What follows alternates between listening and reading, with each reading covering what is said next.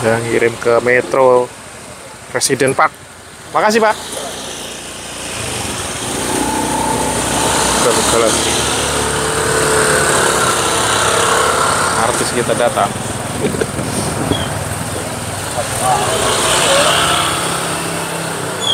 Ada orderan malam untuk ke dekat Metro TV teman-teman. Soko Maya Wonders. Alhamdulillah. Washing 300.000 Ba'da maghrib. Caranya Allah memang kadang tidak tertebak guys. Bagi rezeki bersyukur aja. Bersyukur maka diberikan jalan yang terbaik.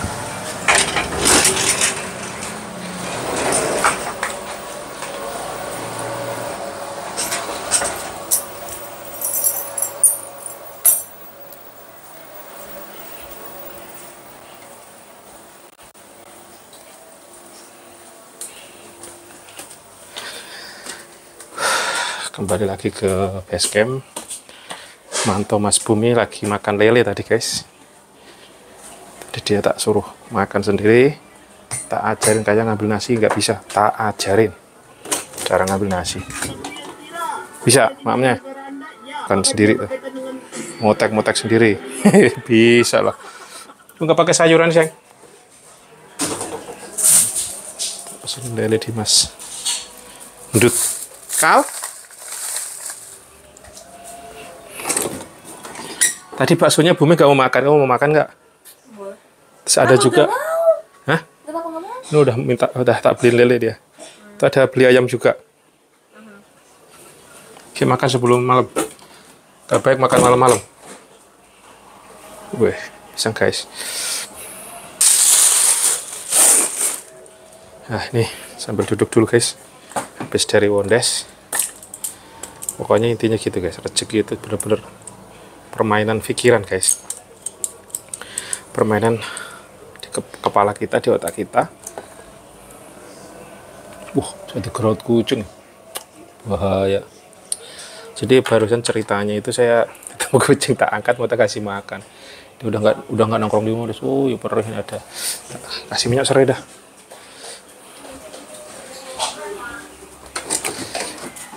Saya di gerot embul. Embul. Kenapa? Tak pondong mau ke Wonders, mau tak kasih makan, dia nggak mau ketemu anakku. Oh.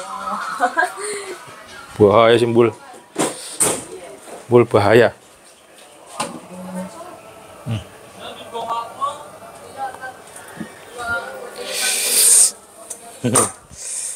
Jadi dari ketemu Bul, apa kau ngolah di giaplok saya sama tangannya.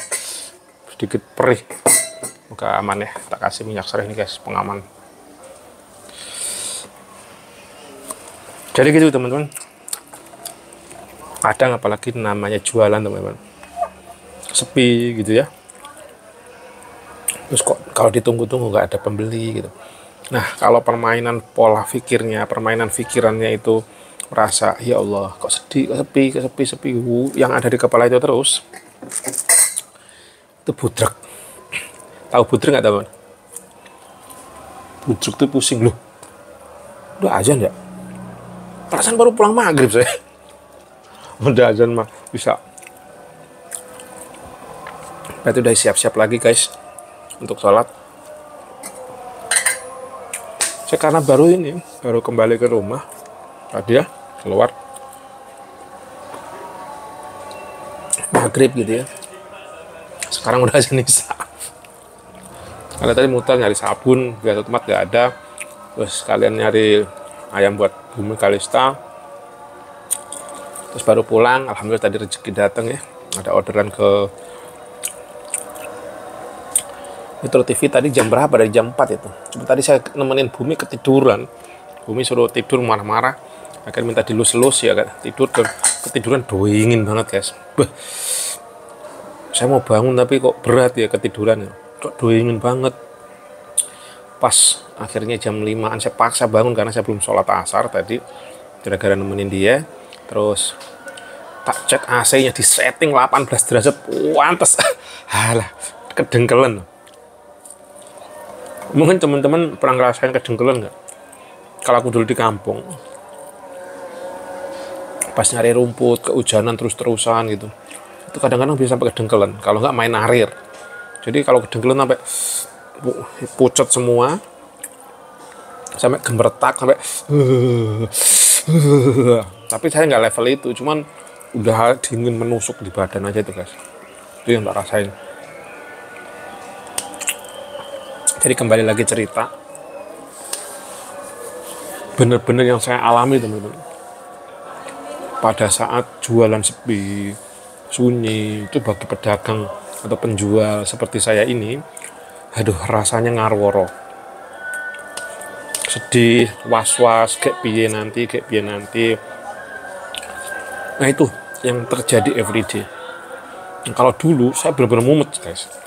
Mumet, kepikiran, jadi asam lambung, jadi penyakitan. Pokoknya salah satu sumber utama yang bikin tewas gitu ya, itu pikiran negatif itu. Sebenarnya pikiran itu ya normal ya, namanya manusia hidup ya, punya pikiran seperti itu normal aja gitu ya. Tak rasakan gitu. Bahkan teman-teman gitu ya, ada yang ya hidupnya itu selalu pas-pasan segala macam, tapi kalau berpikirnya kurang, berpikir sedih, bahaya teman-teman. Jadi harus dirubah. Nah, makanya saya di 2003, tepatnya dia bulan-bulan ini gitu, terus saya berusaha gimana caranya pikiran saya itu selalu stay on positif. Ya merasa tetap ya sedih-sedih, tapi segera saya coba alihkan. Saya coba alihkan ke positif. Apalagi saya udah baca bukunya Magnet Rezeki kayak gitu ya. Salah satunya yang membuat kita nggak bisa move on, nggak bisa bergerak, ya pikiran negatif tadi itu datang, kita tidak bisa menolak sebagai manusia, menurut saya gitu teman. Sambil minum teh pahit dulu ya. Nggak bisa nolak gitu teman-teman. Bener, nggak bisa ditolak. Karena manusia seperti itu, tiba-tiba datang negatif, tiba-tiba sedih, tiba-tiba hampa. Terus ya udah, kalau udah itu turun tuh, daya tahan tubuh bisa oleng teman-teman. Maka saya berpikir nggak bisa seperti ini, mau jualan saya sepi, mau jualan saya rame, saya harus lawan pikiran-pikiran negatif itu. Karena apa? Karena itu menghambat. Coba deh kalau lagi mumet begitu, mau berpikir, ya, mau inovasi, mau semangat, nggak bisa teman-teman, nggak bisa. Maka saya coba caranya gimana gitu. Saya belajar sono, saya dengerin sono dengan sering. Pokoknya saya berselancar lah di dunia maya, di dunia nyata, di dunia goib gitu ya. Dan akhirnya yang saya jajal adalah pertama, saya sebulan ini, kalau teman-teman mantau YouTube saya ini ya, saya mengadakan challenge ke diri saya untuk olahraga 10 menit setiap hari, konsisten. Saya jebol sehari, tapi saya ganti dan tetap akhirnya ya lolos gitu ya. 30 hari saya lolos untuk challenge 10 menit. Efeknya apa? Saat saya udah loyo teman-teman, pikiran saya mumet ruwet gitu, yang saya lakukan apa? Angkat barbel, push up, sit up, itu udah mulai keringetan, loss itu pikiran. Bener, pikiran langsung loss. Karena saya hantam dengan bergerak, saya dengan olahraga tadi teman-teman. Loss, bener ya, aku yakin, loss. Dan itu saya coba praktekkan sebulan ini. Alhamdulillah badan saya merasa bugar. Ya tetap namanya down, tapi tetap saya hajar kembali recovery-nya badan untuk fresh, untuk seger itu cepat. Terus kalau saya makan, terus saya loyo itu ya. Karena memang usia-usia udah 30 ke atas, apalagi saya udah 40 lebih gitu ya. Itu metabolisme atau kalau makan itu diserap badan itu lambat gitu ya. Jadi ya ujung-ujungnya numpuk lemak, lemu, loyo, letih. Makan itu bukan fresh, tapi malah loyo. Itu yang saya rasakan. Nah, solusinya harus dibakar, harus digerakin ternyata. Itu membuat mood remuk teman-teman. Mood loyo, mood remuk. Ada yang tak rasakan. Akhirnya saya gimana ya? Saya dulu cita-cita bisa di rumah, bisa mendapatkan duit dengan rebahan, kebanyakan rebahan. Lah kok loyo, lemes, Duit ada, tapi kalau loyo nggak semangat lah buat apa? Ternyata kebahagiaan itu tidak selalu dengan uang. Memang dengan uang bisa bahagia, tapi tidak selalu. Ada duit, saya dulu pernah ya, di rekening saya itu lumayan ada ya, selalu ada di atas 10 juta, nggak cuma satu rekening gitu ya. Tapi ya gitu, saya lemes, loyo, penyakitan gitu. Jualan alhamdulillah lancar, tapi loyo aja. Nah, dihantam lagi sama Allah, dikasih ujian. Hutang saya tiba-tiba miliaran. Ya Allah. Ya Allah. Rekening sold out. Jualan sunyi. Ya Allah.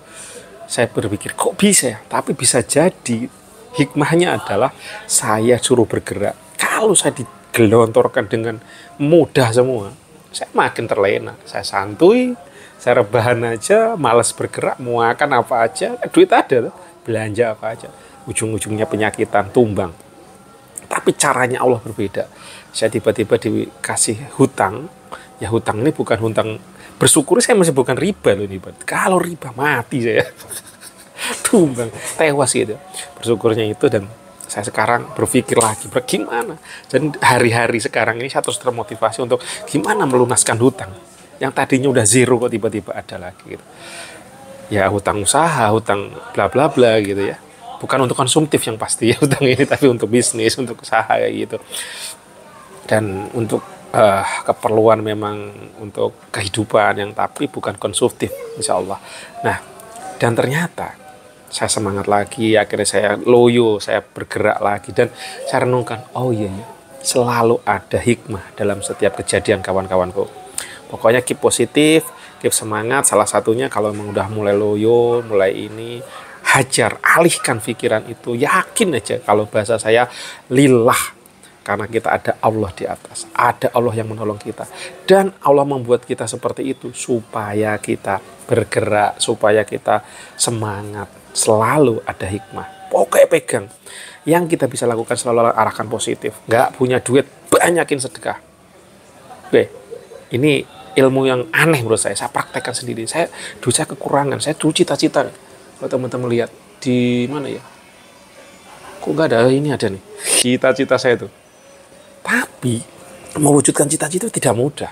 Sekarang setiap hari untuk 100.000 sedekah berat karena memang gak ada gitu ya. Tapi saya paksa, bismillah saya paksa diri seadanya. Sampai saya akal-akalin gimana caranya sedekah terbaik kemana sih. Saya dulu ngertinya lempar sono, lempar sini. Terus akhirnya saya dengerin ceramah, dengerin ini. Oh, ke orang tua.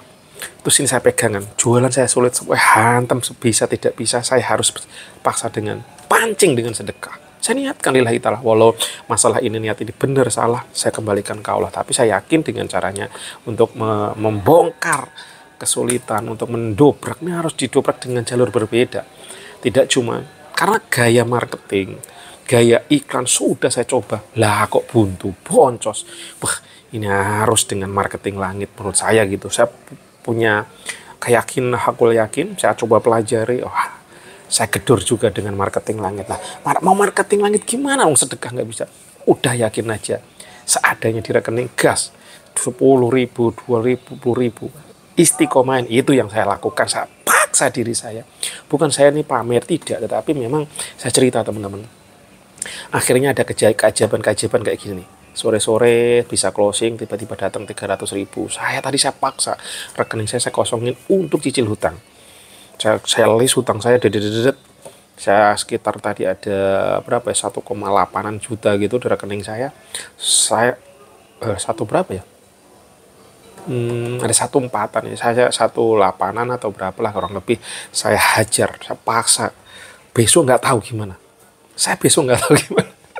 pokoknya saya niat, ya Allah, saya mempermudah urusan orang lain yang orang itu juga nunggu-nunggu yang ini, saya paksakan.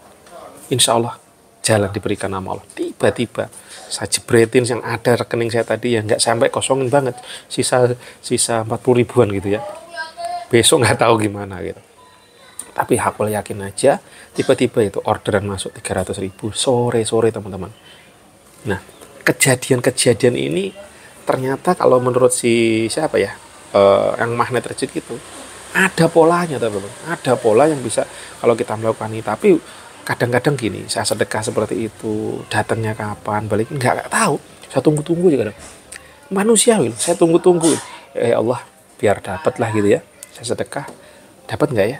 Kadang zong, kadang nggak tahu, nggak ada. Tapi tiba-tiba saya pernah tuh, saya geber 100, 200, bisa saya semampu saya.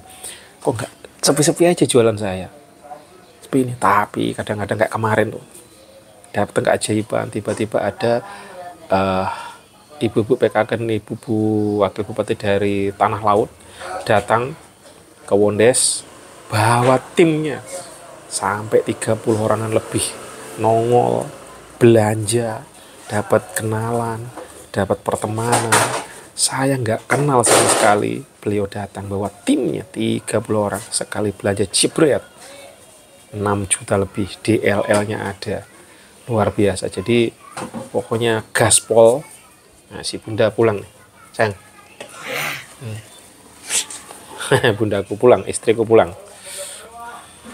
Mas Bumi lagi makan itu lele. Ya gitu pokoknya, terus pegangannya kalau kata Gus Idam bener banget. Pokoknya backingannya pusat. Pusat ini bukan berarti orang ya teman-teman, tapi zat yang maha luar biasa, maha kaya, maha segalanya, yaitu Gusti Allah. Pokoknya dagangannya pusat aja teman-teman. Tapi memang tidak mudah pada saat loyo saat ini. Boleh ngoceh begini, tapi prakteknya yang susah teman-teman. Saat melehoi, kosong, duit nggak punya, lah kok Arab berpikir lillah. Wah itu kadang-kadang susah. Tapi praktekkan, ayo kita belajar. Pasti bisa. Semangat. See you next video, kan udah lama ya cerita-cerita seperti ini akan terus saya buat gitu, buat curhatan dan juga pembelajaran. Siapa tahu ada teman-teman yang lagi tumbang, lagi loyo, semangatnya kurang, siapa tahu jadi mood booster ya. Dan kalau memang ada kebaikan datangnya dari Allah, kalau kekurangan memang datangnya sebagai hambanya yang penuh khilaf dan kurang. See you. Assalamualaikum warahmatullahi wabarakatuh.